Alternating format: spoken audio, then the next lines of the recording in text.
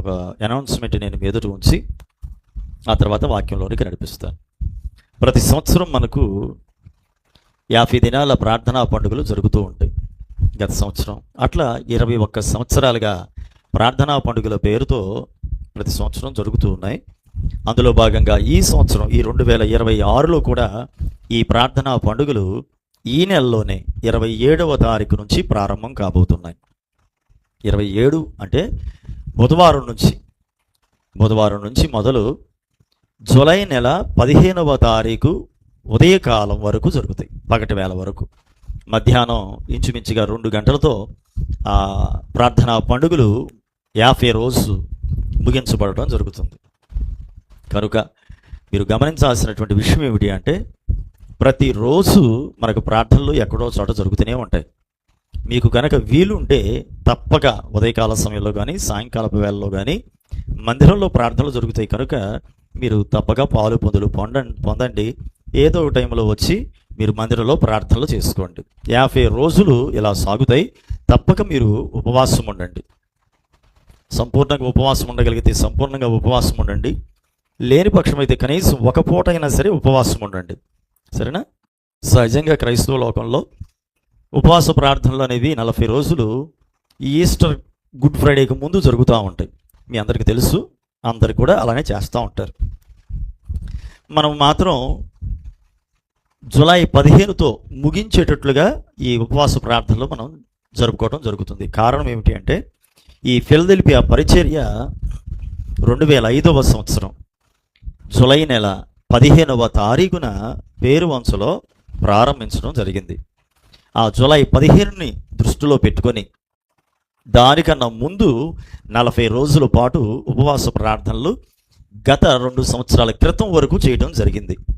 గత 2 సంవత్సరాల నుంచి 50 రోజుల ఉపవాస ప్రార్థనలు పెట్టడం జరుగుతుంది. కాబట్టి ఇదివరకైతే కనుక 40 రోజులు జరిగేది. అది జూన్ 6 నుంచి ప్రారంభించబడి జూలై 15 వరకు 40 రోజులు జరిగేవి. 15వ తారీఖు రాత్రితో ముగించడం జరిగేది 40 రోజులు. గత 2 సంవత్సరాలుగా 40 రోజుల్ని 50 రోజులకు మార్చడం, ఇంకో 10 రోజులు పెంచడం జరిగింది. కరెక్ట్గా చెప్పాలంటే బైబిల్ గ్రంథంలో వారాల పండుగ అనేది ఉంటుంది. 7 వారాల పాటు దేవుని సన్నిధిలో పండుగను జరిగించేవాళ్ళు. 7 వారాలు అంటే 49 రోజులు. అలా 7 వారాలు ముగిసిన తరువాత మరుసటి రోజు పరిశుద్ధ సంఘముగా కూడుకొని, ఆ రోజు పగటి వేళ సమాజముగా కూడి పరిశుద్ధ సంఘంగా పరిశుద్ధమైనటువంటి మహా విశ్రాంతి దినముగా, అది ఒక ప్రత్యేకమైన విశ్రాంతి దినం.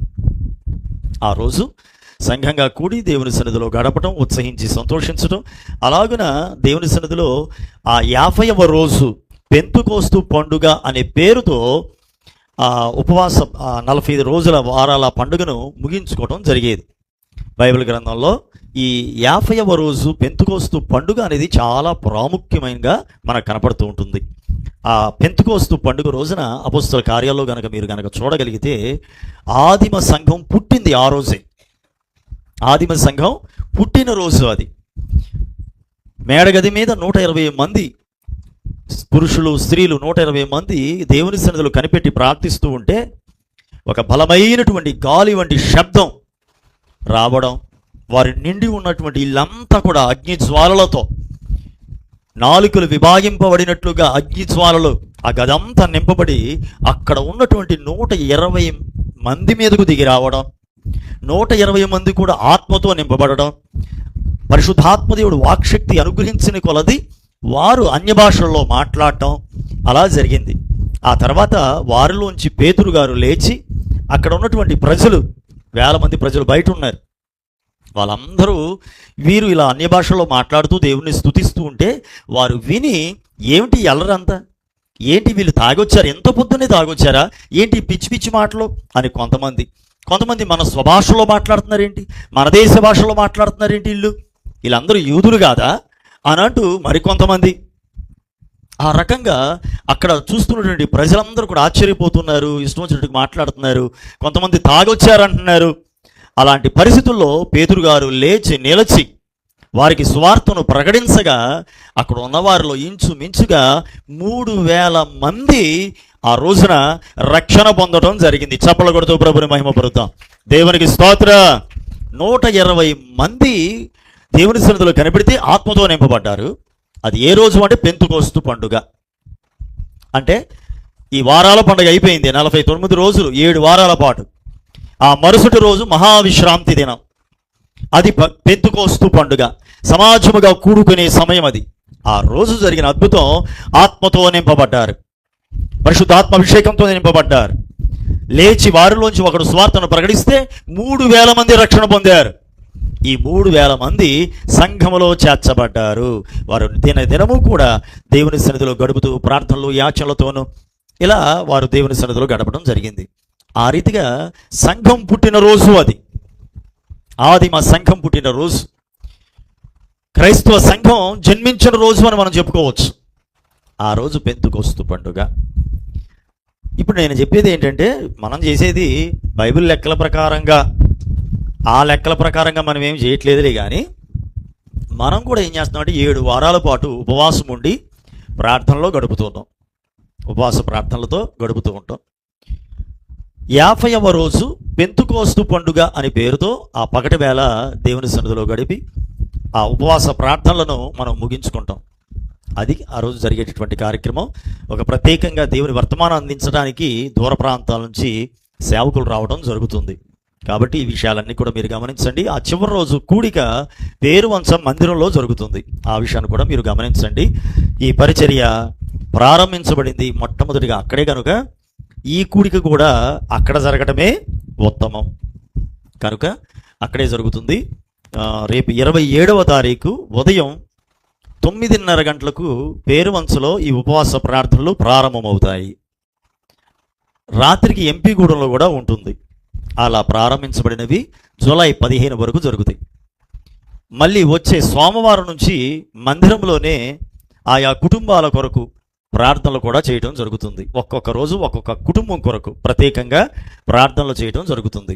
మీరు కూడా మీ కుటుంబాల కొరకు మీ ప్రార్థనా అవసరతలు వాటిని తెలియజేసి, పలానా రోజు మా కొరకు ప్రార్థన పెట్టండి అంటే మీ కొరకు మందిరంలో ప్రార్థన పెట్టడం జరుగుతుంది. ఆ రోజు ప్రత్యేకంగా అనేక అంశాల కొరకు ప్రార్థన చేయడమే కాక ప్రత్యేకంగా మీ కుటుంబాన్ని దేవుని సన్నిధిలో ఎత్తిపట్టి ప్రార్థన చేయడం జరుగుతుంది. కాబట్టి ఈ విషయాలు గమనించండి. ఇదివరకు ఆయా గృహాల్లో పెట్టేవాళ్ళం. ఒక్కొక్క రోజు ఒక్కొక్క ఇంట్లో పెడుతూ వచ్చేవాళ్ళం. ఒక్కొక్కసారి మందిరంలో పెడతా ఉంటాం. ఈసారి సంపూర్ణంగా ఈ 50 రోజులు కూడా మందిరంలోనే జరుగుతాయి. ఏ ఇంటిలోనూ జరగవు, మందిరంలోనే జరుగుతాయి. కాకపోతే ఏంటంటే ఒక్కొక్క రోజు ఒక్కొక్క కుటుంబం కొరకు ప్రార్థనలు చేయడం జరుగుతుంది. కాబట్టి ఈ విషయాలు మీరు గమనించి కొంచెం నాకు ముందుగా మీరు తెలియజేస్తే, మా ఇంట్లో ప్రార్థన పెట్టండి, మా కొరకు ఇంట్లో కాదు, మందిరంలోనే మీ కొరకు, మా కొరకు ప్రార్థన పెట్టండి అని ఒకరోజు మీరు నాకు తెలియజేస్తే ఎప్పుడు అనేది నేను చెప్తాను మీకు. సరేనా? ఈరోజు చెప్పినా పర్లేదు, లేకపోతే తర్వాతైనా మీరు నాకు చెప్పినా పర్లేదు. ముందు చెప్పాల్సింది ఏమిటంటే, మీ కొరకు ప్రార్థన చేయాలా అక్కర్లేదని మాత్రం తెలియచేయండి. ఇంచుమించుగా ప్రతి ఒక్కరి కొరకు, ప్రతి కుటుంబం కొరకు మందిరాల్లో ప్రార్థనలు చేయడం జరుగుతుంది 50 రోజులు. అది పేరువంచలో జరుగుతుంది, ఎంపీగూడలో జరుగుతుంది, ఇక్కడ కూడా జరుగుతుంది.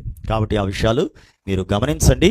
దాంతోపాటుగా మీ ప్రార్థన విన్నపాలు ఒక కాగితం మీద రాసి మాకు అందిస్తే ఈ 50 రోజుల ప్రత్యేక ఉపవాస ప్రార్థనల్లో మీ కుటుంబాల కొరకు మీరు తెలియజేసిన ప్రార్థన విన్నపాల కొరకు ప్రత్యేకంగా నేను కూడా ప్రార్థన చేయడానికి అవకాశం కలుగుతుంది. మీ భారాలు మీరు మాత్రమే కాక కొంచెం మేము కూడా మోస్తాము.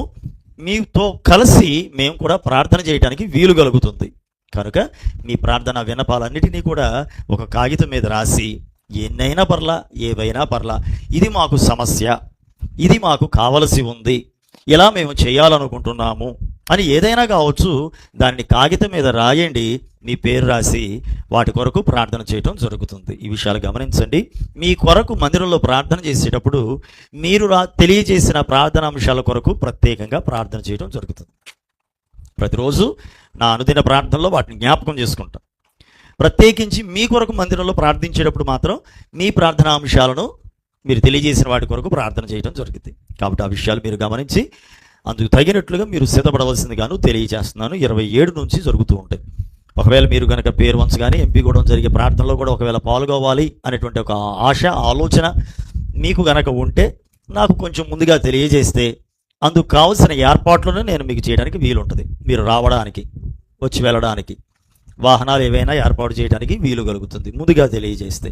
కాబట్టి ఆ విషయాన్ని కూడా మీరు గమనించి 3 చోట్ల ఎక్కడ జరిగినా మీరు పాల్గొవచ్చు. సరేనా? ఎప్పుడు ఎక్కడ ఎలా జరుగుతుందో అనేది నేను ఎప్పటికప్పుడు తెలియజేస్తాను. ఎక్కడ జరిగినప్పటికీ ఎక్కడికెక్కడ మందిరాల్లో మాత్రం ప్రతిరోజు ప్రార్థనలు జరగవలసి ఉంది. అందుకు తగినట్లుగా మీరు మీ వీలును బట్టి తప్పక ఏదో ఒక సమయంలో మందిరానికి వచ్చి ప్రార్థనలు చేయవలసిందిగా నేను తెలియజేస్తున్నాను. సరేనా?